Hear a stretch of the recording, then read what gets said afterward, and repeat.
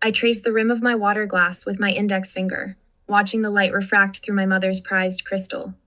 The Blake family dinner table all mahogany, and superiority stretches between us like a battlefield. Mom's silverware gleams under the chandelier, each piece positioned with military precision. Andrew leans back in his chair, swirling his third glass of Cabernet. So the merger finally went through, he announces. The partners are bringing me on as junior executive counsel, starting salaries north of 300. Dad's eyes light up. He reaches across to clap Andrew on the shoulder. That's my boy. Mom beams, dabbing the corner of her mouth with her linen napkin. We're so proud. The Harrisons were just telling us how Thomas is still trying to make partner at his firm. I feel their eyes shift to me, like predators evaluating prey. How's your little project going, Madison? Dad asks, the word project hanging in the air like something foul. We just secured a new contract, I say, keeping my voice even. The client's under NDA, but it's significant. Dad's gaze slides off me, unimpressed. He cuts into his prime rib, dismissing my words without a single one of his own. Mom straightens, her face brightening. Did you hear Olivia Park made senior vice president at Goldman? Her mother mentioned it at the club yesterday. 32 and already running their Asia division. She looks directly at me. You two were such good friends at Harvard. We weren't. We took exactly one class together. That's wonderful for her, I reply. Dad sets down his knife and fork, leveling his gaze at me. When are you going to stop playing entrepreneur and get a real job, Madison? There it is. I knew it was coming, but the familiar sting still catches me off guard. Andrew chimes in, his voice dripping with artificial concern. You're almost 34, Maddie. Still working out of that garage? My hand tightens around my water glass. I fight the urge to correct him. It's not a garage anymore. It hasn't been for months. Not that they've bothered to visit. Instead, I glance at my watch. 8:59 p.m. Just one more minute. My mind drifts back to 4 years ago. I see myself in tailored navy blue, hair pulled back, standing in the gleaming conference room of Preston and Mitchell Consulting.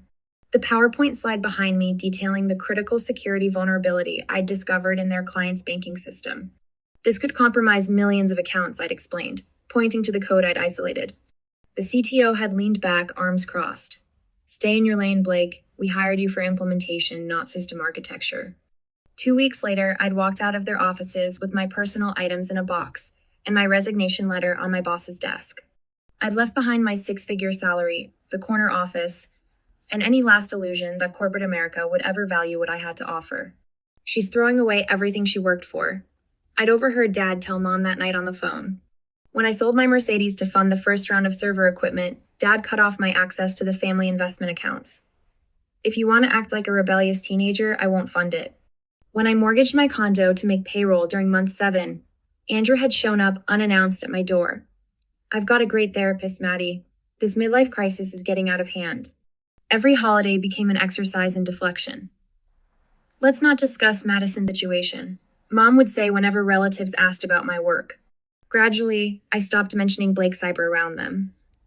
I built a new family for my small, loyal teen people who believed in what we were creating even when the code failed and the midnight oil burned low.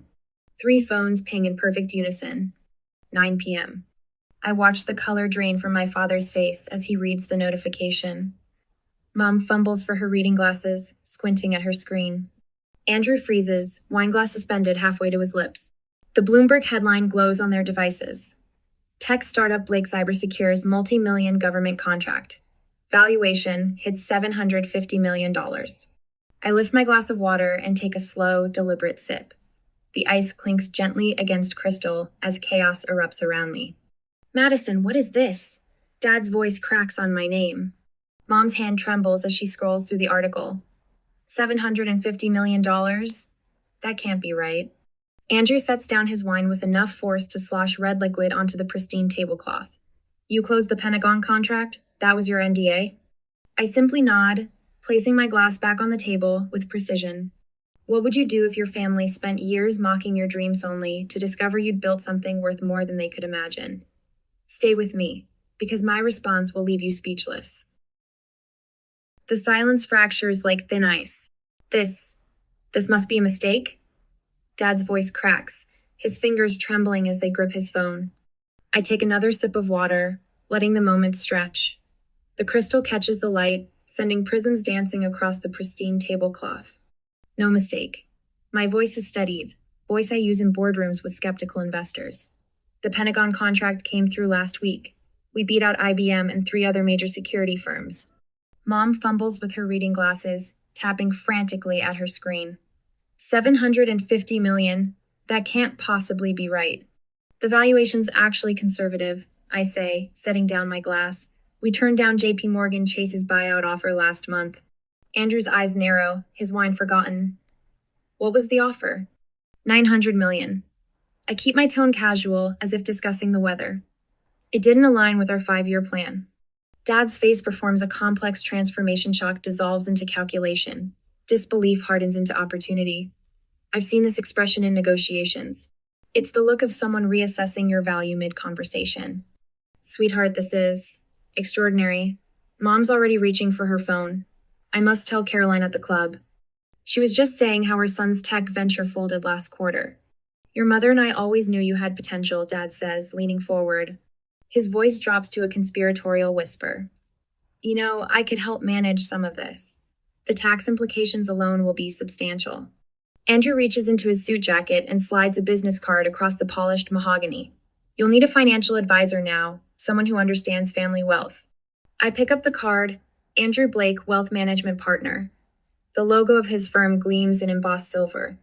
I turn it over in my fingers, remembering the email I received 6 months ago from an investor who had heard concerns about my company. Interesting, I say, standing slowly. The chair scrapes against the hardwood floor. I've been wondering why Kiernan Capital pulled out of our Series B round at the last minute. Dad's eyebrows lift. Madison, sit down. We're celebrating your news. The partner at Kiernan mentioned that someone close to me had warned them off. I look directly at Andrew, whose face has gone perfectly still. They said my own brother told them to avoid my crazy sister's doomed project. Andrew's throat works. That's I never.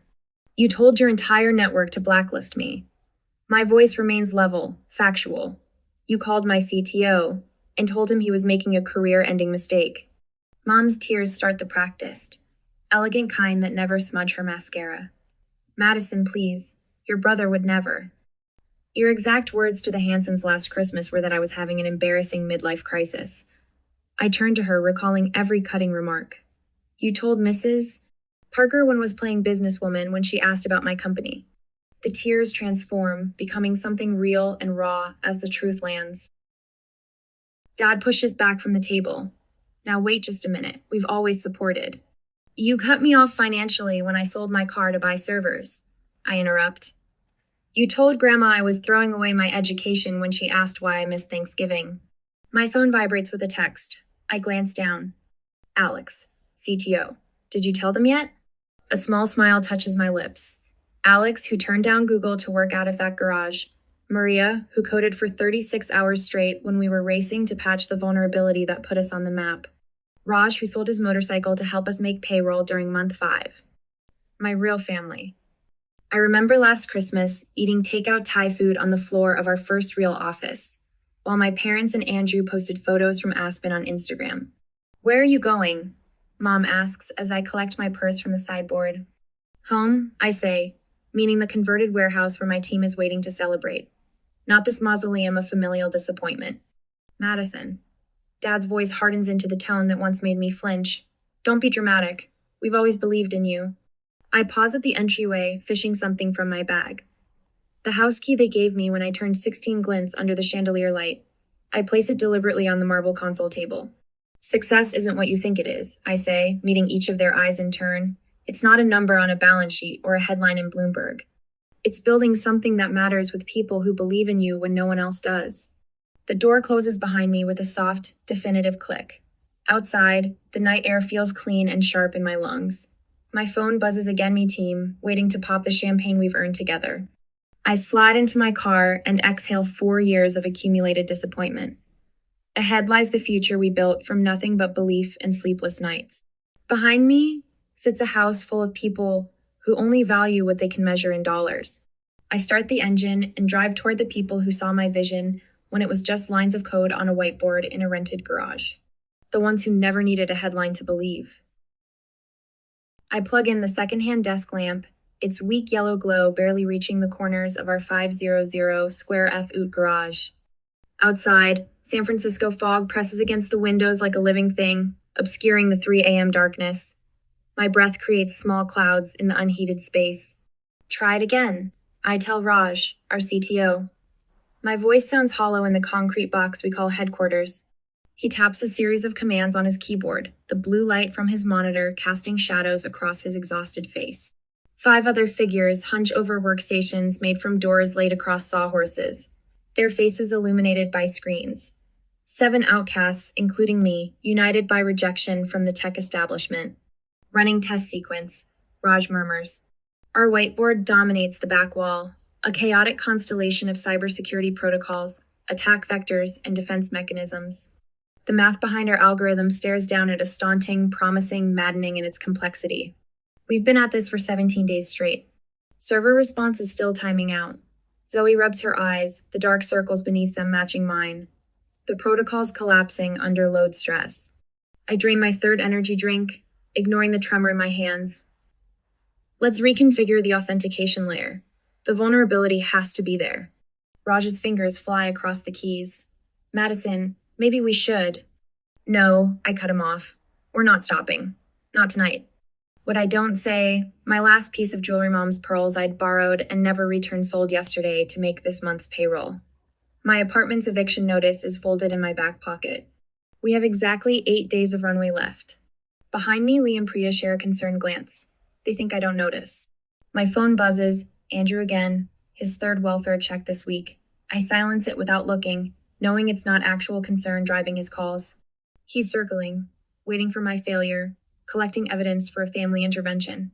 The timer on Raj's screen counts down, 3:46 a.m. Running final sequence, he announces, voice tight. The room falls silent except for the hum of overtaxed laptops and the ancient refrigerator that holds our collective food supplymen, energy drinks, and questionable takeout. The system processes, compiles, executes. 3:47 a.m. Holy shit. Raj stands so abruptly his chair crashes backward. It's holding. I push off from my desk, propelling myself to his station. The terminal displays a cascade of successful authentications under extreme load. The encryption's maintaining integrity, Lai gasps, appearing at my shoulder. Try the malicious packet injection. I order, my heart pounding. Raj's hands are already moving. Deploying now. For 3 minutes, we watch in silence as our system absorbs, identifies, and neutralizes every simulated attack thrown at it. The algorithm isn't just working, it's outperforming anything on the market by an order of magnitude. We did it, I whisper, then louder. We actually fucking did it. Cheers erupt, bodies collide in exhausted hugs. Priya's crying, and Zoe's performing an improvised victory dance on top of her desk. Even stoic Devin cracks a rare smile. I slide down against the wall until I'm sitting on the concrete floor, overwhelmed. For 17 days, we've subsisted on caffeine and determination. For 9 months, we've poured everything into this. 4 words flash across my mind, worth every damn sacrifice. 3 months later, I wake on the office couch, my back protesting years of previous owner's abuse. My apartment is long gone, my car sold, every possession either pawned or stored in my parents' attic without their knowledge. I have exactly 2 outfits left. Both are wrinkled. The shower in our tiny bathroom trickles lukewarm water at best. I brush my teeth with the travel toothbrush that now lives permanently in my laptop bag. Outside, the garage door rattles upward. Devin enters, carrying a box of donuts. Morning, boss. He eyes my makeshift bed. Another night in the executive suite? I stretch, wincing. The ventilation's better than the Ritz. My phone rings government area code. My stomach tightens as I answer, putting it on speaker for Devin to hear. Miss Blake, Lieutenant Colonel Harris, we need to discuss your security protocol demonstration. Devon freezes mid-bite, watching me. Of course, I say, keeping my voice steady despite the adrenaline flood. Was there an issue with our submission? Issue? Number? The voice on the speaker sounds almost amused. The issue is that nobody believes your numbers. Our team says they're impossible. My eyes meet Devin's. We've heard this before from investors, from potential clients, from my brother during his last wellness check when he not so subtly suggested I consider psychiatric evaluation. They're accurate, I say. We can demonstrate live. That's why I'm calling. We want you in DC next Tuesday. Can you make that happen? I glance around our garage, the secondhand furniture, the whiteboard where our breakthrough algorithm still sprawls, the cheap coffee maker that's seen us through uncountable all-nighters. We'll be there. After hanging up, Devin stares at me. How are we paying for flights to DC? I smile grimly. Ever maxed out a credit card for something you believed in? The fundamental problem with existing protocols, I explained to the room of uniformed personnel and government cybersecurity specialists, is their reactive architecture. My team stands behind me, unusually professional in borrowed suits and thrift store finds. Raj steps forward, taking over the technical demonstration while I scan the room. The skepticism is palpable. 7 unknowns from a garage claiming revolution. What Miss Blake has developed, Raj continues, is a predictive defensive matrix that anticipates attack vectors before they're deployed. The lead analyst interrupts. Theoretical models have attempted this for years. The processing requirements make it impossible. I meet his gaze directly. Run your test suite, right now, against our system. The next 47 minutes redefine impossible. When their most sophisticated penetration tools fail against our defenses, the room's energy shifts from skepticism to stunned silence to hungry interest. How soon can you deploy? Lieutenant Colonel Harris asks. I don't hesitate. We're ready now. That night in our hotel room, the whole team crammed into one double to save money. I received the email confirming our first government contract.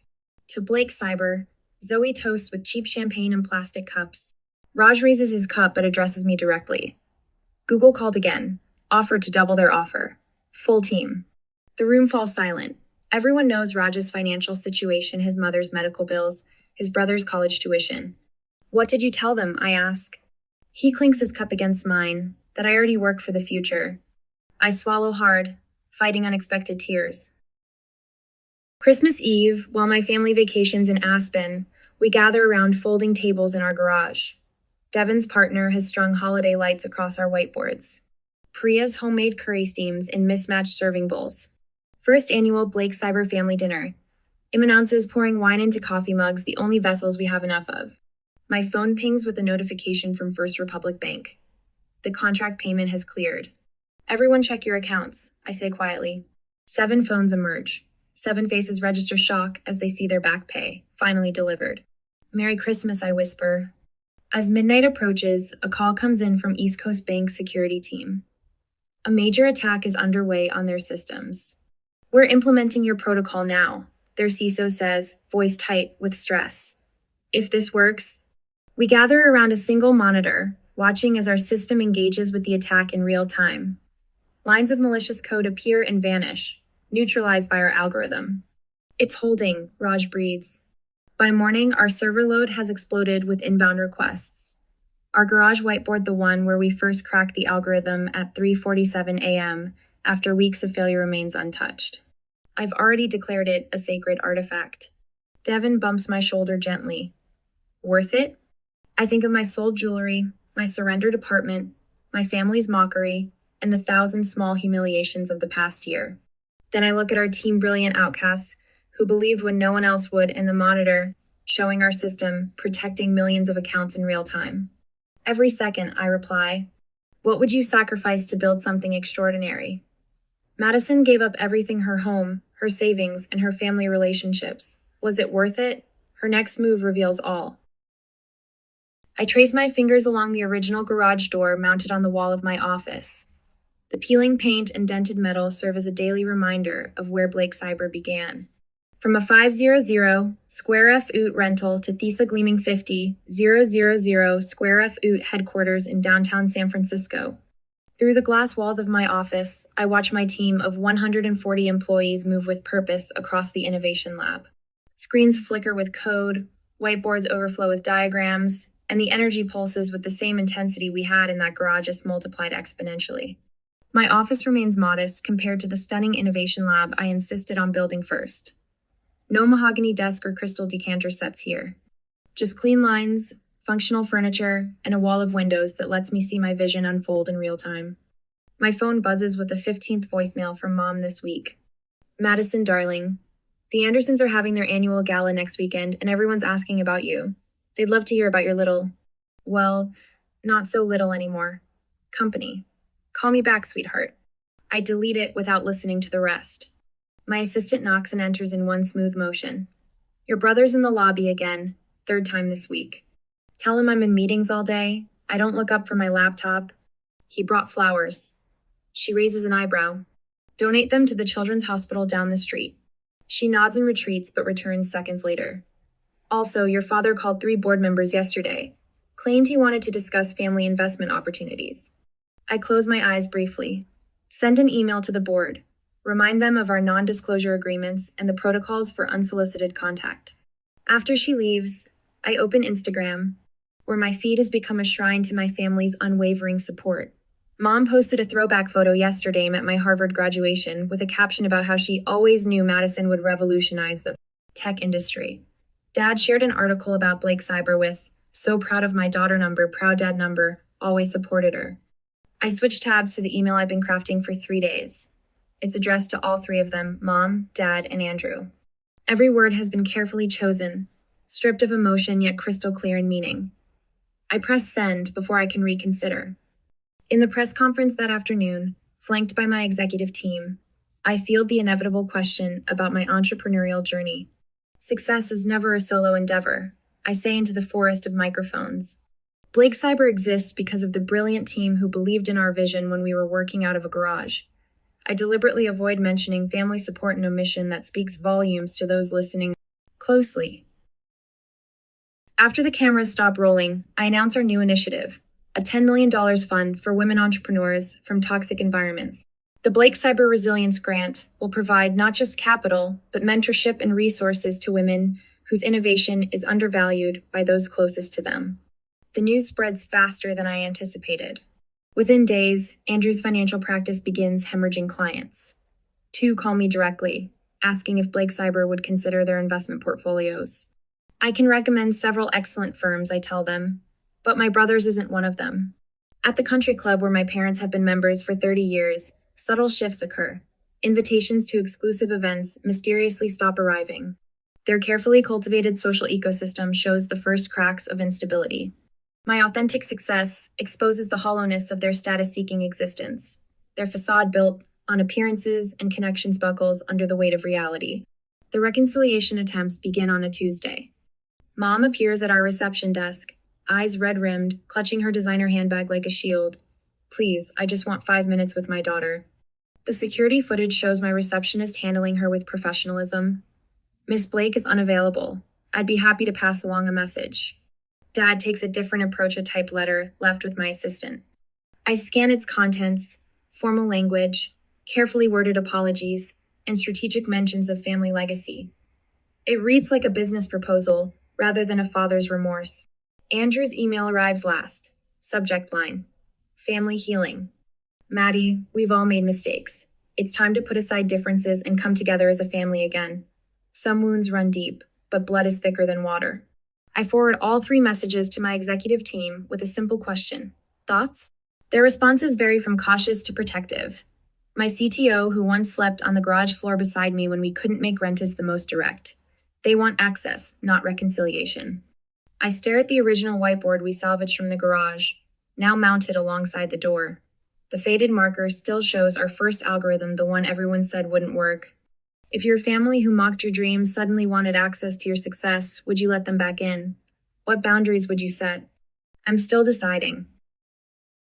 I arrive at Mabel's diner 20 minutes early. The vinyl booth squeaks as I slide in, the worn table wobbling when I rest my elbows on it. Definitely not the Ritz, Carlton's restaurant where my parents suggested meeting. But neutral ground was non-negotiable. Alexis, my CFO, sits across from me, reviewing notes on her tablet. Her presence isn't just for moral support, she's my witness. They're here, she murmurs, glancing toward the entrance. I don't turn around immediately. Instead, I take a slow sip of water, steadying my breath. When I finally look up, I almost laugh at the absurdity. My father stands awkwardly in the entrance, his Italian leather shoes and tailored suit ridiculously out of place against the diner's checkerboard floor. Mom clutches her Hermes bag against her chest like it might catch something contagious. Andrew scans the room with barely concealed disdain, wiping his hand against his pant leg after touching the door. The hostess leads them through the lunch crowd, nurses ending night shifts, construction workers on break, and tech employees seeking authentic, greasy spoons. My family looks like penguins waddling through a flock of sparrows. Madison. Dad extends his hand formally, as if we're concluding a business meeting. I shake it briefly before they settle into the booth, the leather creaking under their collective discomfort. Alexis introduces herself with professional precision. Alexis Chen, Chief Financial Officer at Blake Cyber. Mom's eyebrows raise a fraction.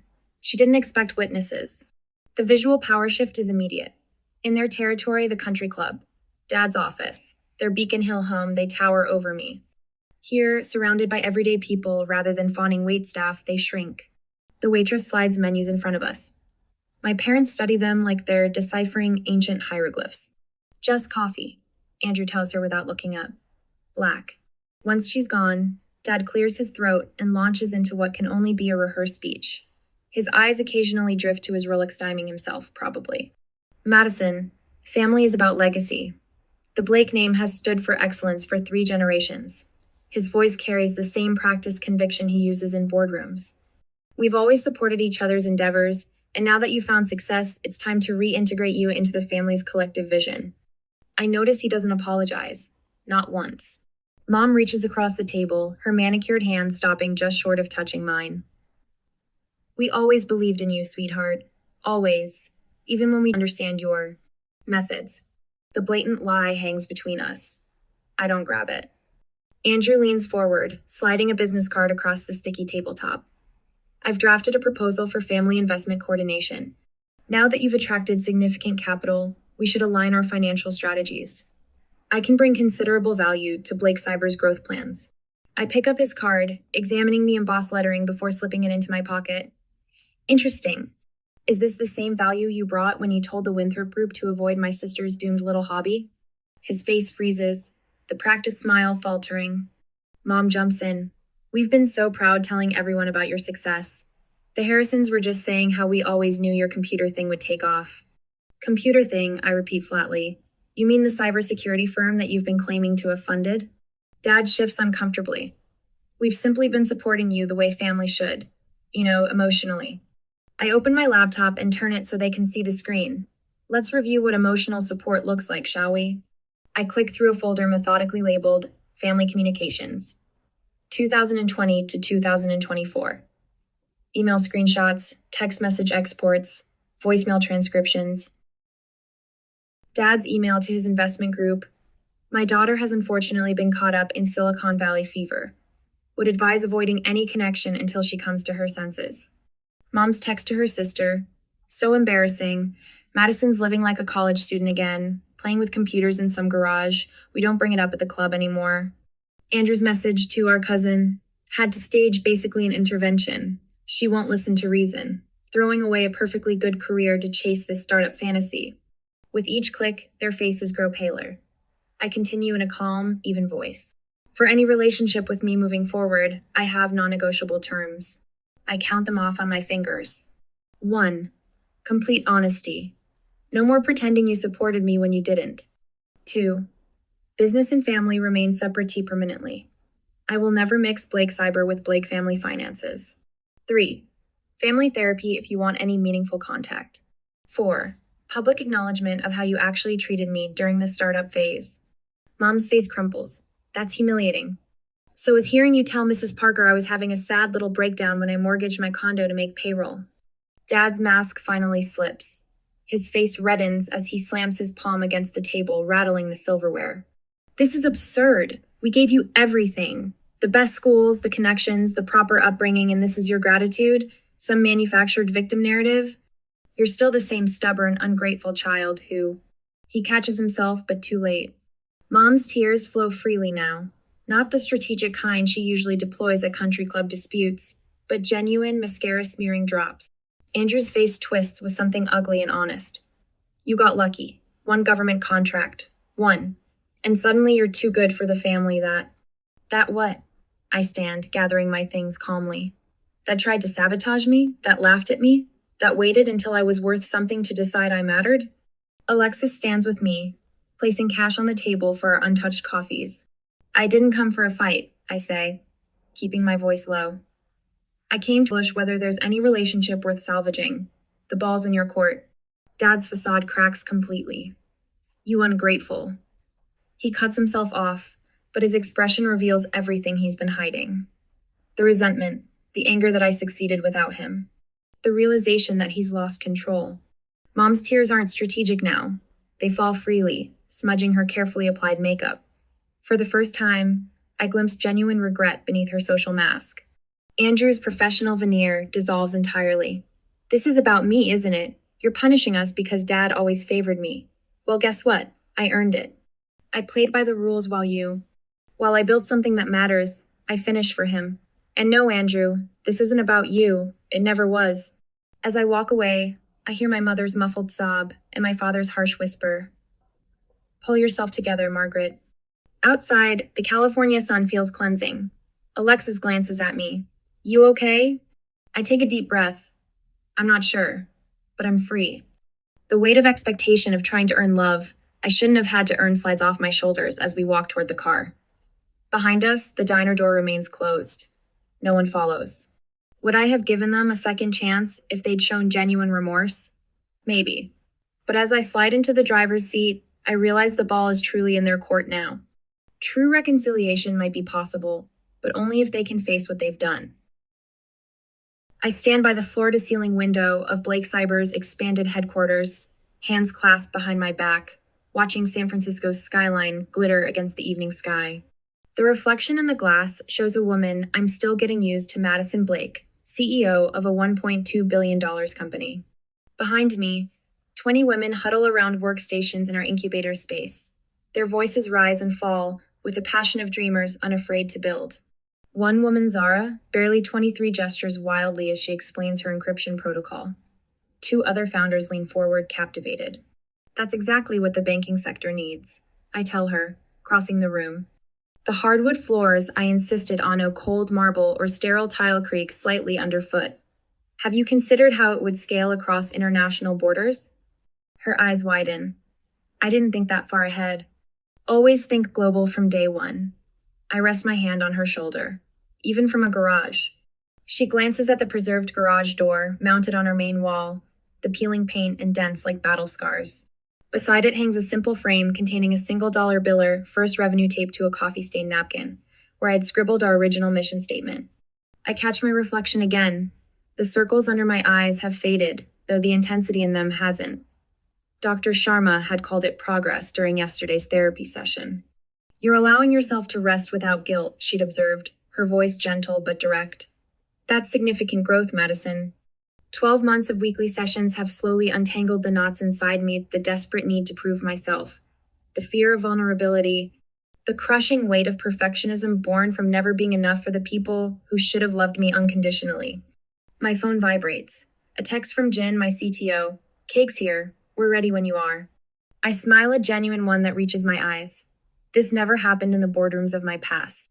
The conference room buzzes with hushed excitement when I enter. My chosen family, the original 7, who believed enough to work out of that garage, have transformed the space with streamers and a lopsided cake. Happy birthday, mad scientist. The frosting declares, using the nickname they gave me during our first all-nighter. Don't you all have work to do? I ask. But there's no edge to my words. Amara, our head of security, wraps me in a fierce hug. 35 looks good on you, boss. Later, as I blow out candles, I think about my mother's hesitant voice on the phone last week. The therapist says I need to acknowledge my role in your pain, she'd said, the words clearly rehearsed but meaningful. I'm trying to understand, Madison. Small steps. Genuine ones. Dad hasn't called in 6 months. After Bloomberg featured me on their cover, he'd sent a terse email. Congratulations on your success despite our misgivings. Not an apology, but an acknowledgement. I haven't responded. Andrew's competing venture folded last quarter. His passion was never technology, only the prospect of wealth. The market recognized the difference. Speech, Jin demands, pulling me back to the present. I shake my head but stand anyway. 4 years ago, I sat at a dining table being told what I built didn't matter. I look around at faces lit with warmth, not judgment. This is what a real family dinner looks like. The room erupts in applause. Amara raises her glass. To chosen family. I mention Mom's therapy progress. The team nods, understanding that healing doesn't mean forgetting. Some relationships will never fully recover, and I've made peace with that reality. Later that night, I walk through the empty office. My footsteps echo as I approach the mounted garage door. I press my palm against its rough surface, feeling the contrast between where we started and where we are. The reflection in the window captures both versions of me simultaneously, the desperate entrepreneur sleeping on a couch between coding sessions and the CEO whose security protocol protects millions of users worldwide. My foundation for first-generation entrepreneurs launches next week. My TED Talk on redefining success beyond family expectations has already racked up 2 million views. I trace the outline of that old garage door with my fingertips. I'm Madison Blake. I whisper to the empty room, and I build things that matter. The steady beep of monitors pulls me from a foggy sleep. I blink against the harsh fluorescent light. My mouth dry as cotton. For a moment, I can't remember where I am or why my body feels so heavy. Then the dull throb in my wrist breaks through the haze of medication. Hospital. Accident. Mom's car. I turn my head slowly, expecting to see her in the chair beside my bed. Instead, there's only empty space and a folded piece of paper on the bedside table. Something cold settles in my stomach as I reach for it with my good hand, wincing as the movement jars my broken wrist. The note is in Mom's handwriting, hasty and slanted. Had to leave for Miami. Call Nurse Johnson if you need anything. Back in 5 days, Mom. I read it 3 times, certain I've misunderstood. They couldn't have actually left me here alone. Not for their vacation. Not while I'm lying in a hospital bed with a concussion and broken wrist. But the empty room speaks the truth my mind refuses to accept. Just 24 hours ago, we were in Mom's car. She was distracted. Her phone buzzing with texts from Mark about their trip, the $15,000 non-refundable Miami vacation he'd been talking about for months. Mark says the resort has a private cabana, she'd said, eyes darting between the road and her phone. Can you imagine? 5 whole days of... I never heard the rest. There was the screech of tires, the sickening sensation of spinning, metal crushing against metal. My scream cut short as my head slammed against the window. And then... nothing. I squeezed my eyes shut against the memory that only makes the room spin. The doctor's words from yesterday flowed back to me through the medication haze. 5 days of observation for the concussion, he'd said, his pen tapping against the chart. And that wrist will need careful monitoring to ensure proper healing. Mom's face had fallen instantly, her eyes darting to the door where Mark would soon appear. The color drained from her cheeks. 5 days? But we're supposed to leave for Miami tomorrow. Isn't there any way to? The doctor had cut her off with a firm shake of his head. Your daughter has a significant concussion, Mrs. Winters. She needs monitoring. This isn't optional. Mark arrived 20 minutes later, his cologne announcing his presence before he even entered the room. I watched through the window as he pulled Mom into the hallway, his back rigid with anger, fingers digging into her elbow. Their voices carried despite their attempt at privacy. We are not canceling this trip, Rebecca, Mark hissed, his face inches from hers. Not after I paid $15,000. But she's hurt, Mark, the doctor says. I don't care what the doctor says. She's 16, not 6. The hospital can watch her. Mom's shoulders slumped, her protest dying before it fully formed. What will people think if we just leave her here? That's what you're worried about, Mark scoffed. Tell them she's fine. Tell them whatever you want. Behind them, Lucas and Ava hovered Lucas, with that familiar smirk that always appears when something goes wrong for me. He caught my eye through the window, and his smirk widened, one eyebrow raised in mock sympathy as he mouthed, Poor Brianna. Ava's expression remained carefully blank, though her eyes darted away when they met mine. When Mom returned, her smile was too bright, brittle at the edges. It's only 5 days, honey. You'll be fine here with the nurses. Mom, please don't leave me here alone. My voice cracked, betraying the fear I was trying to hide. Mark's shadow darkened the doorway as he strode in, checking his watch impatiently. The resort won't refund $15,000, Brianna. Surely you understand that. He said my name like it was an inconvenience. Something distasteful. Then let me call Dad, I whispered, desperation making me brave. He would come to me. Mark's jaw tightened, a muscle twitching beneath his tan skin. Daniel doesn't need to know. He'll just cause problems. This is a family matter. But he's my... This discussion is over, Mark said, cutting me off. Mom glanced between us, her eyes settling anywhere but on my face. I could see the moment she gave up, choosing his approval over my need. Then she leaned down for a quick, awkward hug that smelled of guilt and new perfume. We'll bring you something nice, okay? Be good for the nurses. And just like that, they left. Mom, Mark, Lucas, and a perfect family portrait minus the inconvenient extra piece. I listened to their footsteps fading down the corridor. Lucas's laugh echoing against the sterile walls. My throat burned with unshed tears. My phone buzzes on the table. A text from Lucas. Guess you're not coming with us. Sucks for you. Attached is a photo of them at the airport, all smiles and vacation clothes. Mom looks happier than I've seen her in months, her arm linked through Mark's, Lucas, and Ava, flanking them like the family they really want to be. Something breaks inside me then, and I can't hold back the sobs that tear through my chest. The pain in my wrist flares as my body shakes, but it's nothing compared to the hollow ache spreading through me. The door opens, and a nurse with kind eyes, Nurse Johnson. Her badge says, rushes to my side. Her face registers shock as she takes in my isolation, the crumpled note in my hand. Honey, where is your family? She asks, though I think she already knows the answer. Miami. I whisper, the word bitter on my tongue. They left for vacation. Her expression shifts from confusion to disbelief to something harder. Is there someone else we can call for you? You shouldn't be alone right now. I hesitate only a moment before answering. What more do I have to lose? My dad, I say, my voice steadier than I expected. Please call my dad. As Nurse Johnson reaches for my chart to find his number, I realize that for the first time in years, I'm about to step beyond my mother's orbit. They left me behind, but maybe, just maybe, that's exactly what I needed to find my way forward. The hospital phone feels impossibly heavy in my hand. 7 hours have passed since Nurse Johnson helped me call my dad. 7 hours of watching the shadows stretch across the sterile tiles, the medication doing little to dull the ache in my wrist or my heart. My phone buzzes with another vacation photo from Ava. White sand beaches, turquoise waters, and 4 smiling faces: Mom, Mark, Lucas, and Ava gathered under a private cabana.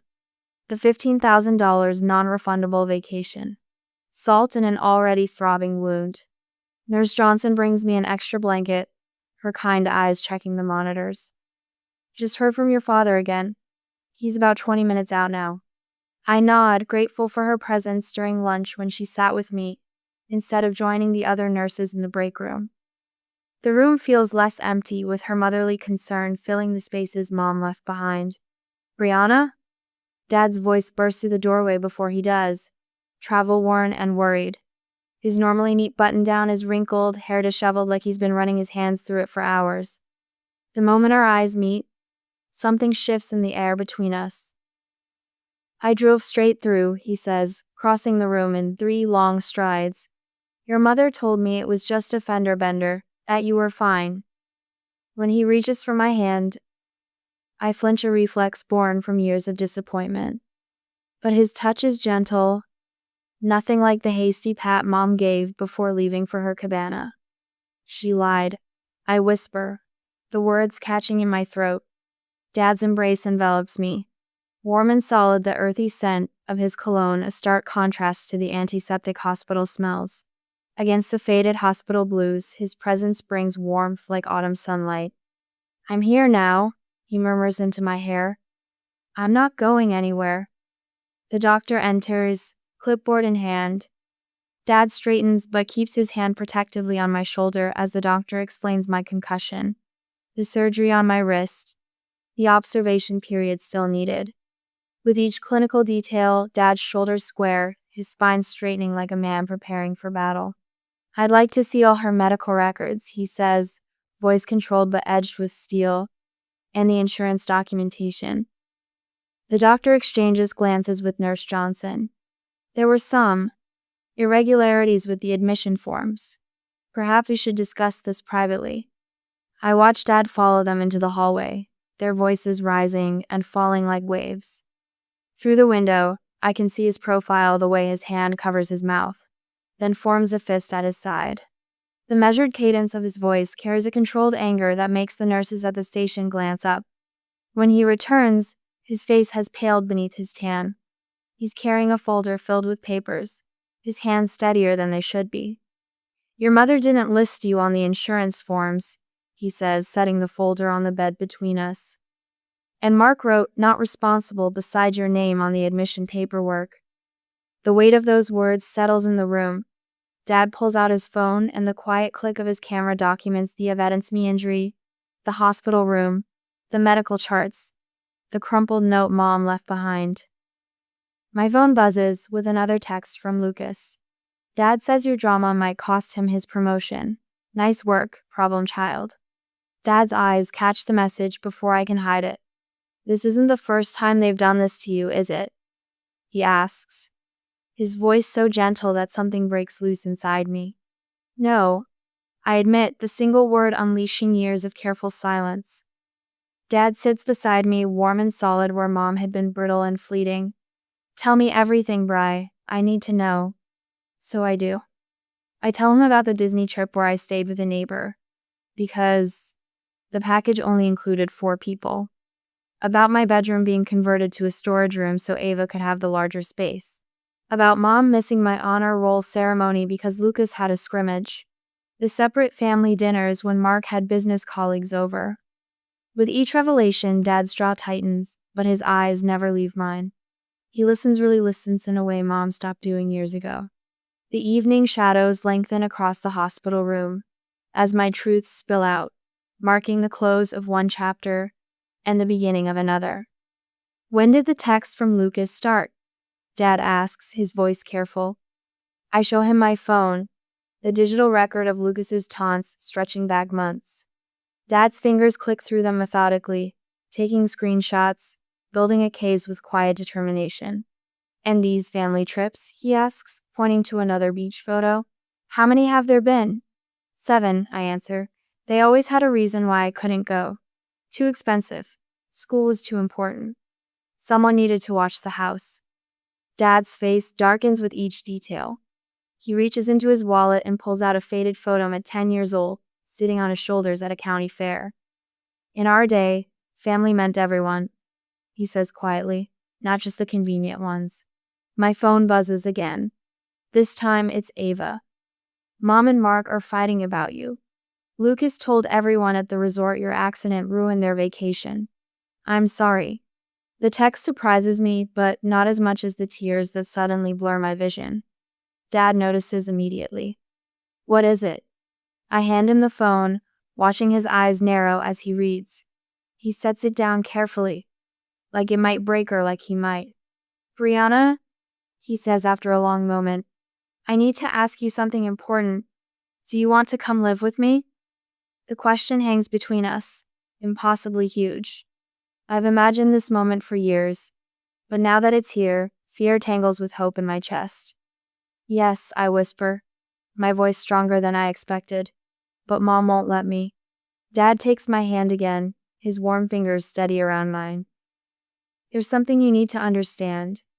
What your mother and Mark did leaving you alone in the hospital to go on vacation, it isn't just wrong. It's legally abandonment." The word lands like a stone, heavy with meaning. "Hospital security has footage of them leaving," he continues. "The doctor documented their refusal to stay despite medical advice. Your texts show years of systematic favoritism and neglect. This isn't a custody disagreement anymore, Bree. This is abuse." I shake my head, the instinct to protect Mom still strong despite everything. She just wants Mark to be happy. "At your expense," Dad says firmly. "And that's not acceptable. Not to me, and not to the law." He reaches for the hospital phone and places it carefully on the bed beside me. His face is solemn, eyes warm with a protective love I'd almost forgotten existed. This isn't just neglect anymore, Bree. This is abandonment. His voice is quiet but resolute. Do you want to come live with me? I nod, tears spilling down my cheeks. Then we're calling Child Protective Services, he says, pushing the phone closer. And I'll be right here with you while you do it. My fingers tremble as I reach for the receiver. For years, I've made myself smaller, quieter, less troublesome, hoping that if I caused no problems, maybe Mom would remember I existed. But in this moment, with Dad's steady presence beside me and the weight of truth between us, I realize that invisibility has only enabled their behavior. I press the buttons one by one, each digit a step toward something new. The line rings and a voice answers. Child Protective Services, how can I help you? I take a deep breath and find my voice at last. My name is Brianna Anderson. My mother and stepfather abandoned me at Memorial Hospital to go on vacation. Dad squeezes my hand, his eyes shining with a mixture of pride and fierce protection. As I begin telling my story to the woman on the phone, I feel something shifting inside me, like a door long closed is finally swinging open. Many families have secrets, problems kept hidden behind closed doors and polite smiles. But sometimes it takes a single moment of courage to shine light on years of darkness. As the evening shadows stretch across the hospital room, I realize that being left behind might be the very thing that sets me free. The steady tapping of Mrs. Ellison's pen against her notepad fills the silence as she reviews the stack of papers in front of her. She's been with us for nearly 2 hours now, her gentle demeanor masking a steely purpose that becomes more evident with each new document she examines. So they left you there, she says, not really a question. Her voice carries no judgment, just a quiet certainty that makes my eyes burn with unexpected tears. And this wasn't the first time you were overlooked. Dad shifts beside me on the couch, his hand finding mine. The weight of it anchors me as I nod. No. I managed, my voice steadier than I expected. It wasn't the first time. Mrs. Ellison, with her sensible cardigan and kind eyes, doesn't rush me. Instead, she waits, giving space for the truth to unfold at its own pace. I've never had an adult wait for me like this before. Could you tell me about the other times, Brianna? She asks, her pen poised. Take your time. So I do. I tell her about the school events where my chair sat empty while Mom cheered at Lucas's games. About the family photos where I was asked to step aside. About the vacations I learned about through social media posts. About the bedroom in the back of the house that used to be a storage closet, until Ava decided she needed more space. With each revelation, Mrs. Ellison's pen moves across the page, transforming my pain into official documentation. For the first time, someone is creating a record of what's happened to me. I'm taking this very seriously, she says when I finish, closing her notebook with deliberate care. Very seriously indeed. The hospital becomes an unexpected ally in a way I never imagined possible. Communities used to look out for all their children. Nurse Johnson tells me as she brings in a colleague from pediatrics who wants to add her observations to the case file. Some of us still remember that duty. By afternoon, a small army has mobilized. The attending physician provides detailed notes about Mom's disinterest in my treatment plan. The hospital's social worker joins forces with CPS, bringing years of experience to my case. The administrative staff discovers inconsistencies in how my insurance was filed. Mark listed himself as not responsible for my medical costs. People think documentation is just paperwork, the hospital administrator says, handing a file to Mrs. Ellison. Her silver hair catches the fluorescent light as she shakes her head. But sometimes it's the only way to protect someone who can't protect themselves. The security team provides footage of Mom and Mark walking out. Mom glancing back once before Mark's hand at her elbow guides her forward. Lucas trailing behind them, already looking at his phone. Ava hesitating a moment longer than the others. I watch strangers become champions for me, fighting with professional determination and quiet dignity. They don't know me, yet they care what happens to me. The realization settles like a warm blanket around my shoulders. Dad's phone rings as we're preparing to leave the hospital. He glances at the screen, his jaw tightening before he answers and puts it on speaker. Yes, Rebecca, he says, his voice carefully neutral. What do you mean CPS is involved? We're on vacation.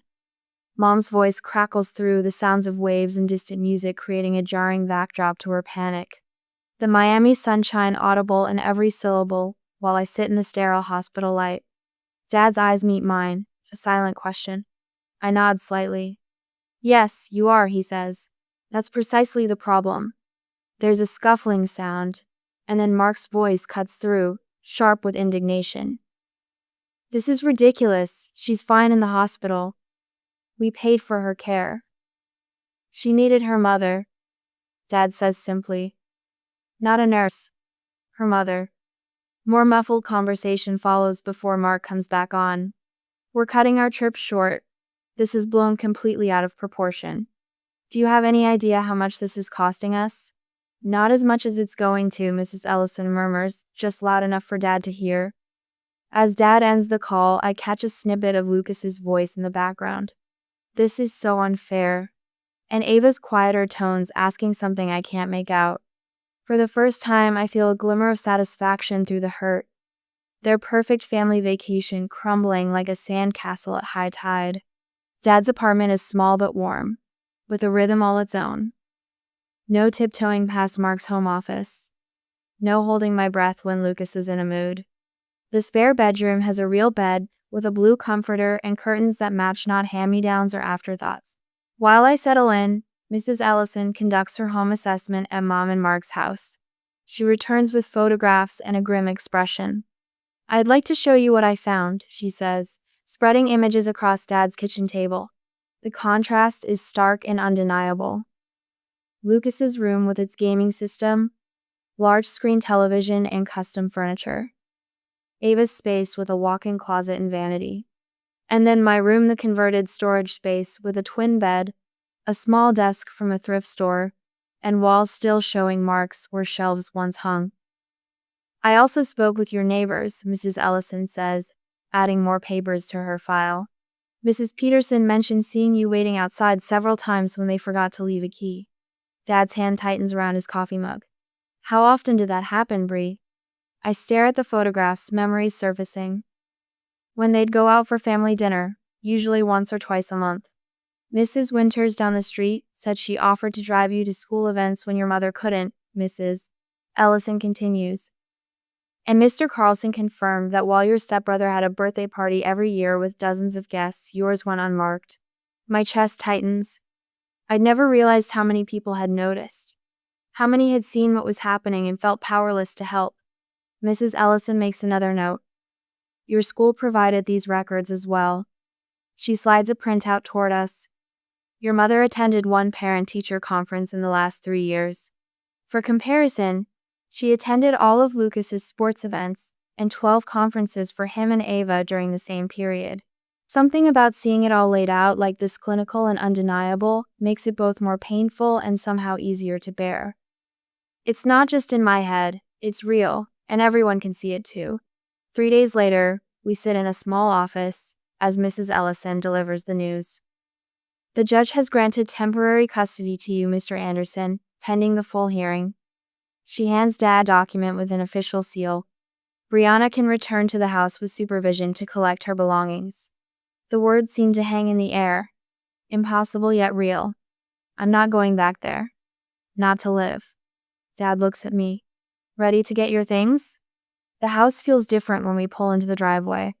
Smaller somehow. Less intimidating.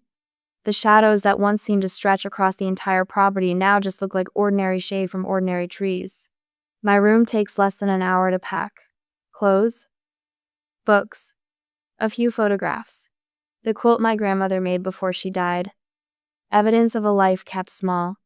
As I'm checking the closet one last time, my fingers brush against something wedged behind the top shelf. I pull it free, a photo album I haven't seen in years. Inside are pictures from before Mark. Mom and me at the beach. Dad teaching me to ride a bike. The 3 of us at my 5th birthday party. Mom's smile genuine and relaxed in a way I barely remember. She kept these, I whisper, showing Dad. He runs a finger gently over one of the photos.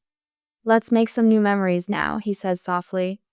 That night, In my new room with its matching curtains and comforter, I sleep without waking for the first time in years. No listening for footsteps. No anxiety about whether I've made myself small enough to avoid notice.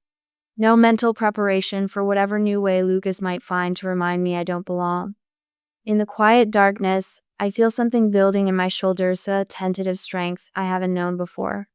The thought forms clearly in my mind as I drift toward sleep. Maybe I deserve better than what they gave me. Maybe I always did. It feels like the first deep breath after years of shallow ones. It feels like the beginning of something real. The sound of the front door slamming echoes through Daniel's apartment like a thunderclap. I flinch, despite the fact that I've been expecting this moment for 3 days. Where is she? Mark's voice booms from the entryway. Where's Brianna? I catch Dad's eye from where I sit at the kitchen table, my history textbook open in front of me. He gives me a reassuring nod before stepping into the hallway. Mark. Dad's voice remains steady. This isn't appropriate. You need to leave. I peek around the corner. Mark stands in the entryway, Miami tan stark against his white golf shirt, hands planted on his hips like he owns the place. The fading pink across his nose contrasts with the red flush of anger creeping up his neck. This is ridiculous, Mark says, his voice dropping to that controlled tone I know too well, the one that precedes his worst moments. You've blown this completely out of proportion. A CPS investigation isn't something anyone blows out of proportion. Dad replies. Mark's eyes find me, and his expression shifts in an instant. The anger vanishes, replaced by a smile that doesn't reach his eyes. Brianna, sweetheart, there you are. His voice drips with artificial sweetness. We need to talk, just us. Like family. Dad steps between us. She doesn't have to speak with you. 5 minutes, Mark insists, reaching into his pocket. That's all I need. I notice Dad's hand slip into his jacket pocket. The slight movement would be imperceptible to Mark, but I recognize immediately he's starting a recording. Fine, Dad says. 5 minutes. I'll be right here. Mark approaches the kitchen table, pulling out a chair with a scrape against the linoleum. His cologne, expensive kind he brags about, fills the small space, making my stomach turn. Brianna, he begins, leaning forward, elbows on the table. This has gone far enough. You've made your point. I say nothing, my fingers gripping my pencil so tightly it might snap. Your mother is devastated.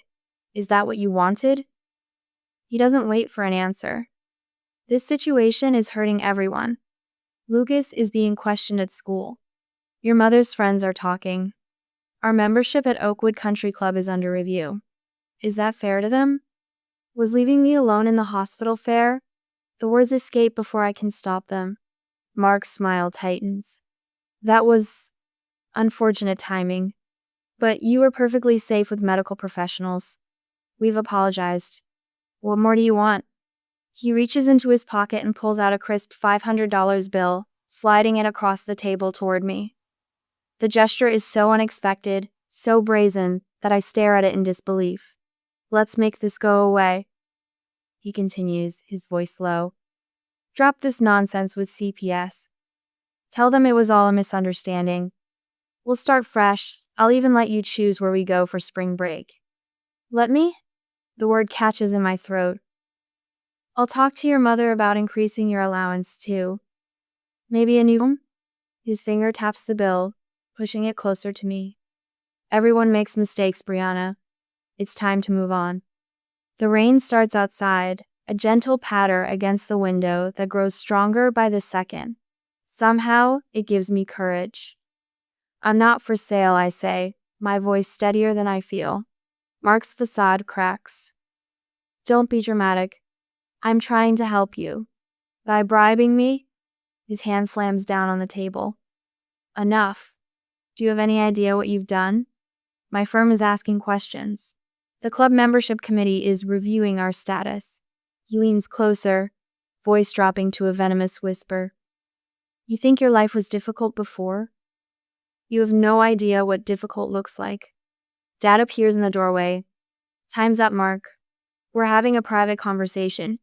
Mark snaps. Not anymore, Dad says, holding up his phone. And bribing a minor to interfere with the CPS investigation? That's a separate charge altogether. The color drains from Mark's face. You recorded me? That's illegal. 1. Party consent state, Dad replies calmly. Now leave, before I call the police. Mark stands so quickly his chair topples backward. He points a finger at me. Your mother chose me, not you. Remember that. After he storms out, the apartment falls quiet except for the rain. Dad picks up the $500 bill with a tissue and seals it in an envelope. Evidence, he explains, then sits beside me. You okay? I nod, though my hands are shaking. The doorbell rings an hour later. It's Mom this time alone. Her eyes are red-rimmed, her perfect makeup unable to hide the strain.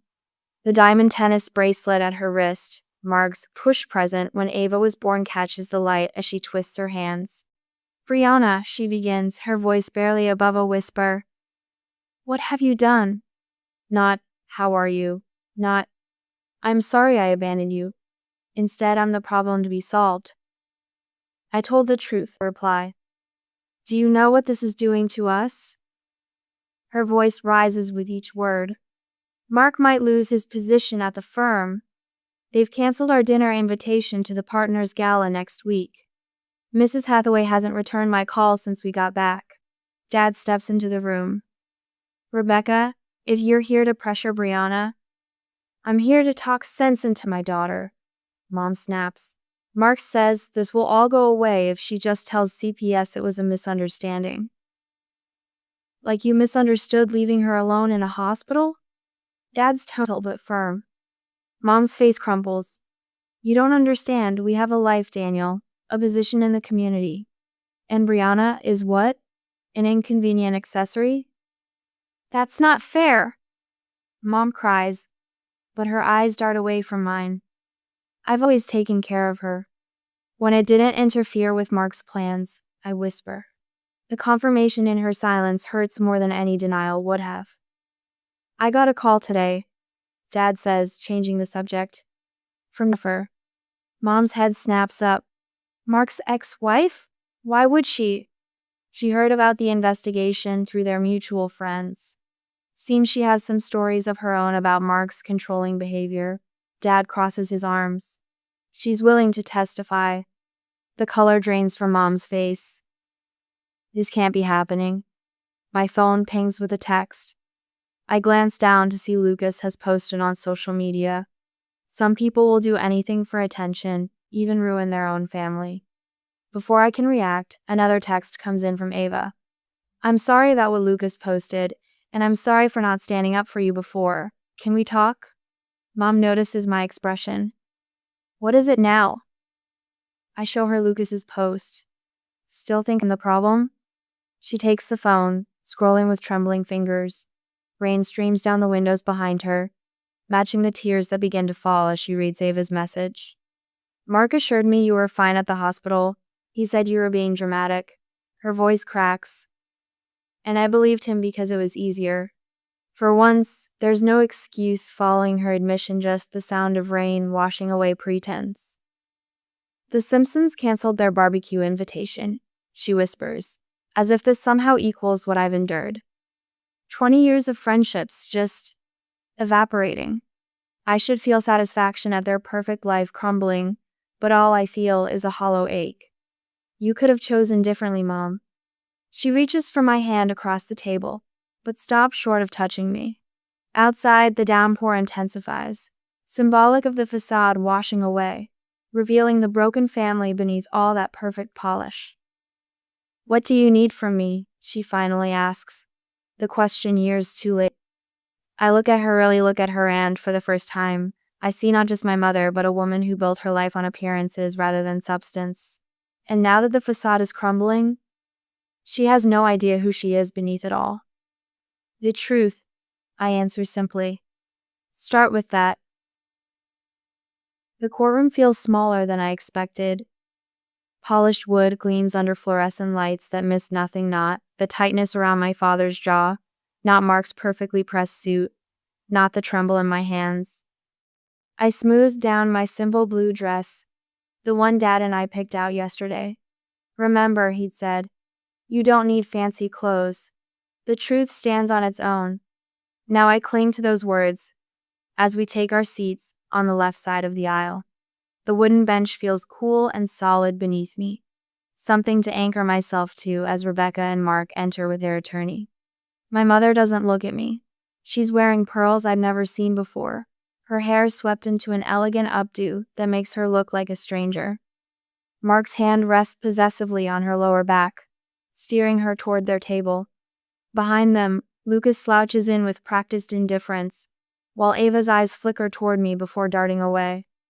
All rise. The judge enters, a woman with silver-streaked hair and reading glasses perched at the end of her nose. She surveys the room with eyes that seem to see everything at once. Be seated. The proceedings begin with a clinical recitation of facts. The CPS caseworker presents her findings in a measured voice, but the weight of her words fills the room. The minor child was abandoned in a hospital setting with serious injuries, while the mother and stepfather proceeded to a vacation valued at approximately $15,000. Each piece of evidence lands like a stone. Financial records showing years of disparity. School documents with a pattern of Rebecca attending Lucas's events while missing mine. Text messages between Mark and Rebecca discussing their hasty departure from the hospital. The security footage playing on a screen, Mark checking his watch impatiently. Rebecca glancing once toward my room before they walk away, laughing about something as the doors slide closed behind them. I fix my gaze on a spot on the wall, but I can't block out the murmurs that ripple through the courtroom. When the recording of Mark's bribe attempt plays, his voice fills the space. $500, and this all goes away. Be reasonable, Brianna. A muscle jumps in Mark's jaw. Rebecca's shoulders curve inward. The court calls enters. My head snaps up. Ava? Nobody told me she would testify. Mark's head turns sharply toward his daughter as she rises from her seat, her steps hesitant as she approaches the witness stand. Under the harsh lights, she looks younger than her 15 years. After being sworn in, she sits with her hands folded tightly in her lap. When she speaks, her voice comes out thin but determined. My father told us what to say to the social worker, she begins. Mark's attorney stands. Objection, Your Honor. Overruled. The judge says, her eyes never leaving Ava. Continue, Miss Winters. Ava draws a shaky breath. He said we needed to tell them that Brianna was treated the same as us, that she was making things up for attention. Her voice gains strength. But it wasn't true.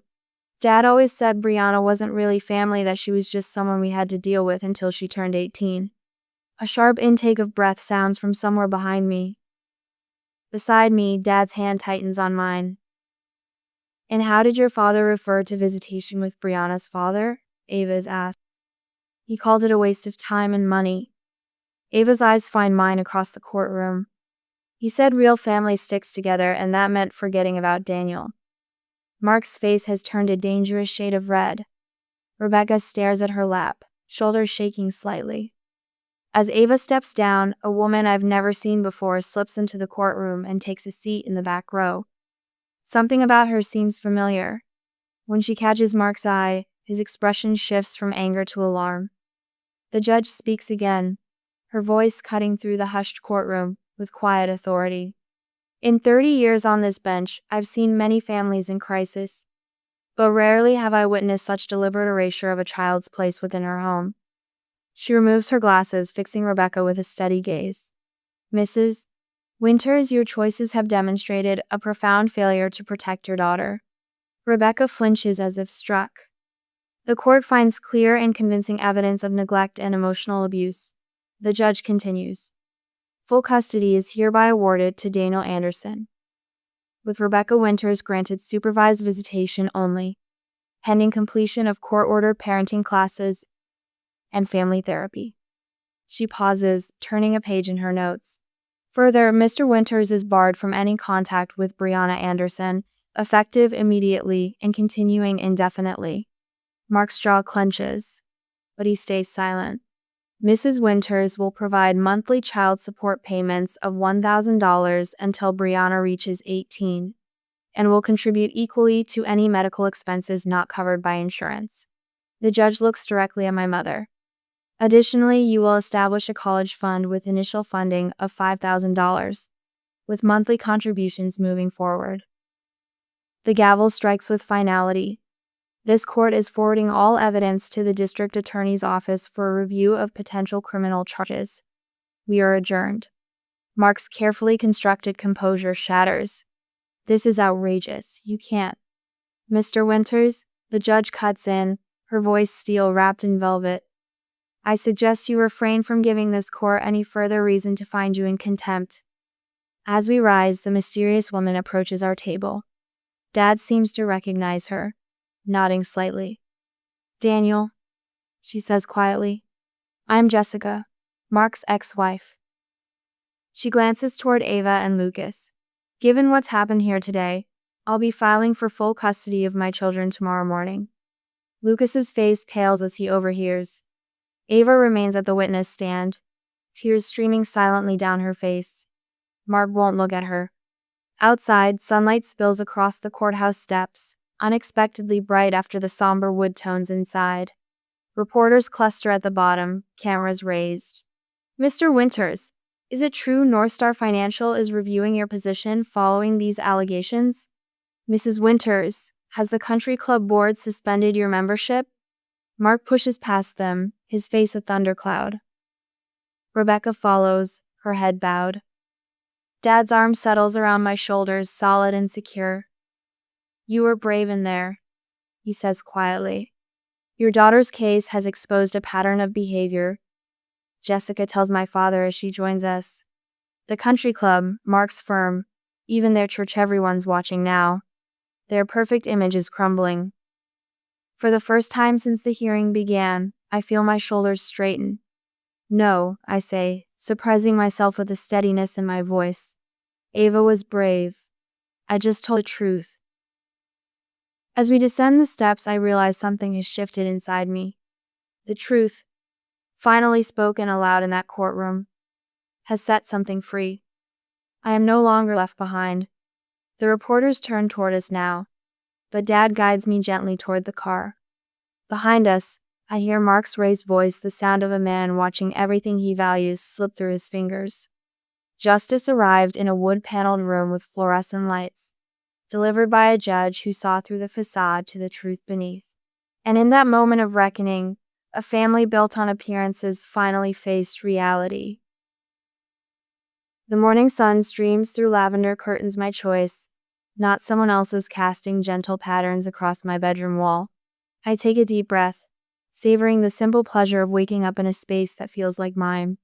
Dad painted these walls myself, the soft blue-gray I picked from what felt like 100 paint samples. It's your sanctuary, he'd said, roller in hand, paint speckling his faded jeans. It should feel like you. A year has passed since the hospital room, where everything changed. The framed photographs on my dresser tell the story of this new chapter, Dad and me at the state park, hiking trail maps clutched in our hands. The two of us covered in soil after planting our first garden together. No posed family portraits with stiff smiles and hidden tensions. Just genuine moments of connection. My gaze drifts to the wall where 3 certificates hang in simple frames. Trauma recovery milestone, cognitive behavioral therapy completion, and resilience workshop graduate. Each one represents months of hard work, of peeling back layers of doubt that had wrapped around my sense of self like vines. My therapist, Dr. Chen, wrote on my final evaluation, Brianna demonstrates exceptional emotional intelligence and self-awareness. Below the certificate sits my desk, cluttered with college applications and brochure state universities with strong pre-med programs, each one a beacon of possibility that would have seemed impossible a year ago. The guidance counselor thinks I have a shot at a full scholarship, a future without financial strings attached to Mark or his demands. Plants are a lot like people, Brie, Dad had said last spring, showing me how to gently loosen the roots before setting them in fresh soil. Sometimes they need to be transplanted to really thrive. He looked at me then, his eyes crinkling with a mixture of sadness and hope. Just need the right conditions, the right care. I ran my fingers over the latest addition to my WAMI acceptance letter to the Support Group Facilitator Program. 3 months of training to help other teenagers navigate family trauma. My first session as a speaker last week still feels surreal, standing before a room of faces that reflected back my own past pain. Your worth isn't determined by how others treat you, I told them, my voice steady in a way I couldn't have imagined a year ago. That took me 16 years and one broken wrist to figure out. I pull my journal from the nightstand drawer, its pages filled with a year's worth of processing. Early entries shake with anger, the handwriting uneven and pressed hard into the paper. But the recent pages show something different: clarity, measured forgiveness, and plans for a future unburdened by Mark's shadow.